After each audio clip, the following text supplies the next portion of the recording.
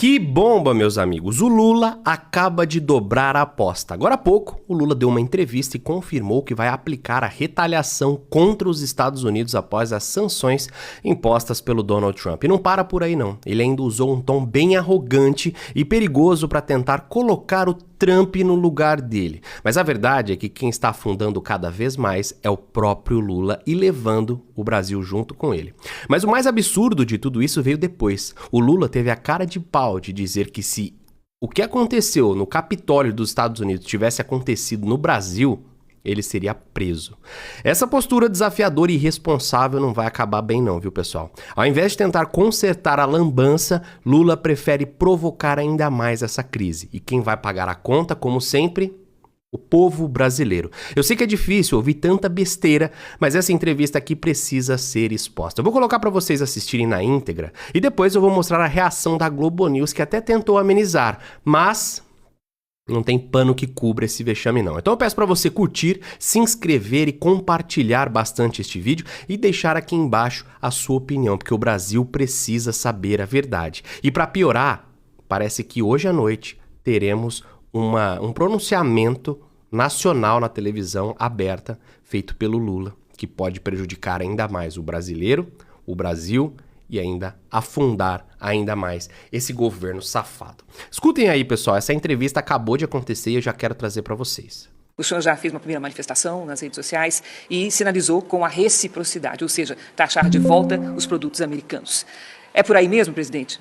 Cristina, a primeira coisa que é importante ficar clara para o povo brasileiro é que quem tem que respeitar o Brasil e cortar do Brasil são os brasileiros.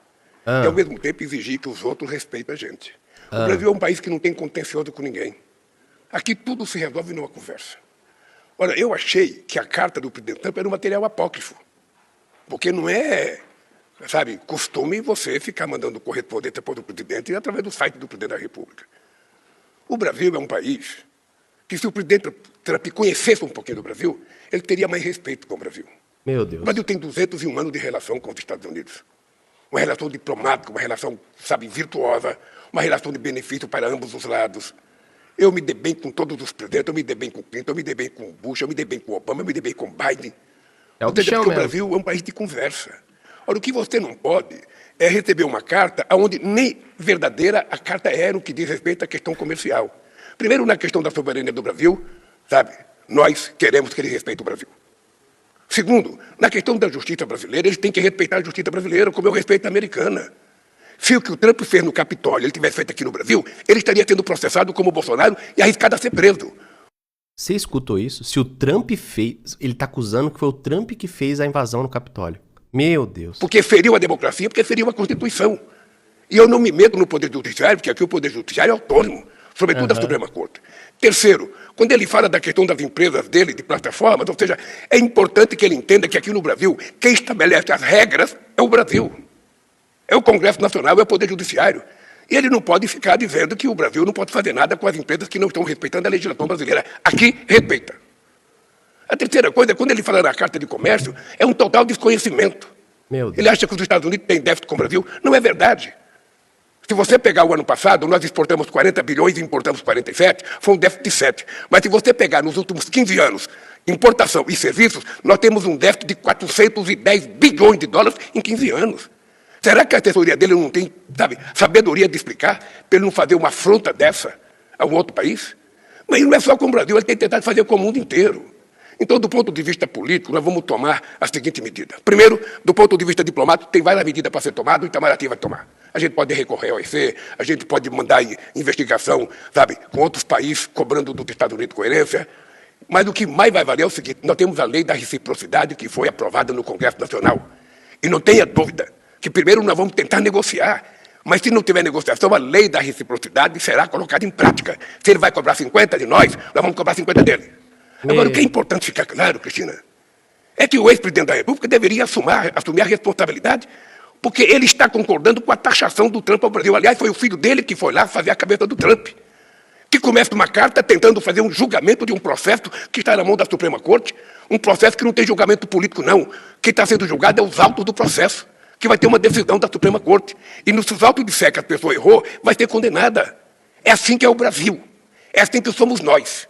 Respeito é bom, eu gosto de dar e gosto de receber. O que não pode é ele pensar que ele foi eleito para ser xerife do mundo, ele foi eleito para ser presidente dos Estados Unidos. Ele pode fazer o que ele quiser dentro dos Estados Unidos. Aqui no Brasil, quem manda somos nós brasileiros. Presidente, qual a orientação do senhor hoje para a área técnica para os negociadores do Itamaraty? Olha, veja, o Itamaraty, tanto o Itamaraty quanto o nosso MDIC, já vem conversando com os Estados Unidos. Já vinham conversando desde a taxação dos 10%. Veja, do ponto de vista diplomático, nós temos que recorrer ao OMC. Você pode, junto com a OMC, você pode encontrar um grupo de países que foram taxados pelos Estados Unidos e junto entrar com recurso no OMC. Sabe, isso tem toda uma tramitação que a gente pode fazer. Sabe, se nada disso, sabe, der resultado, nós vamos ter que fazer a lei da reciprocidade. E o Brasil tem condição de proteger o setor produtivo, que está super preocupado? Nós vamos ter que proteger, nós vamos ter que procurar outros parceiros para comprar nossos produtos. Porque o comércio entre o Brasil e os Estados Unidos tem apenas 1,7% do PIB. Não é essa coisa que a gente não pode sobreviver sem os Estados Unidos. Não é assim. Obviamente que nós gostamos de vender. Nós vendemos 40 milhões, eu gostaria de vender 50, 60, 70. Mas, sabe, nós não abriremos mão da reciprocidade. Enquanto isso, vamos tentar negociar. O mandato de um presidente só dura 4 anos. Daqui a pouco, quem sabe tem outro presidente que quer negociar. E a gente, enquanto isso, vai procurando novos parceiros. Eu, por exemplo, em outubro, sou convidado para participar do encontro da ASEAN. São 10 países asiáticos muito importantes do ponto de vista econômico. E eu vou lá para fazer parceria estratégica com os países da Ásia e vou lá para fazer negócio. Se os Estados Unidos não quer comprar, vamos procurar quem quer comprar. Para quem ficou nervoso hoje, o senhor manda tomar um chazinho? Qual é o recado que o senhor dá para quem ficou nervoso com esse cenário internacional? Olha, eu só queria dizer aos empresários brasileiros, nós vamos criar um comitê, sabe? E os empresários vão participar para a gente acompanhar dia a dia o que vai acontecer. Sabe? Vamos criar um comitê, não vou dizer gabinete de crise, eu vou dizer um gabinete de repensar a política comercial brasileira com os Estados Unidos. Então, os Estados Unidos têm que compreender que todo país quer crescer. Eu quero que o Trump cuide dos Estados Unidos para os americanos. Eu quero que os americanos melhorem de vida. Eu quero que os americanos vivam democraticamente. Só respeito o direito do brasileiro também viver. Do jeito que você gosta do povo americano, eu gosto do povo brasileiro. E na minha vida, quem decide as coisas é o povo. Eu sou brasileiro, gosto do Brasil e não desisto nunca.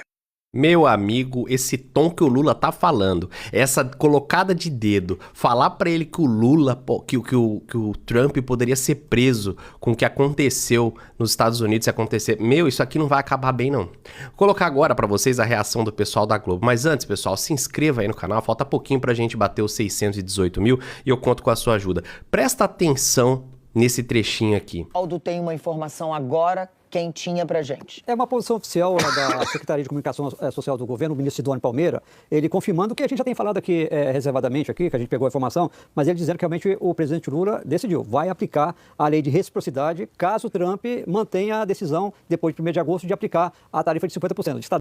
Você acha que o Trump vai recuar depois desse monte de fala desse imbecil?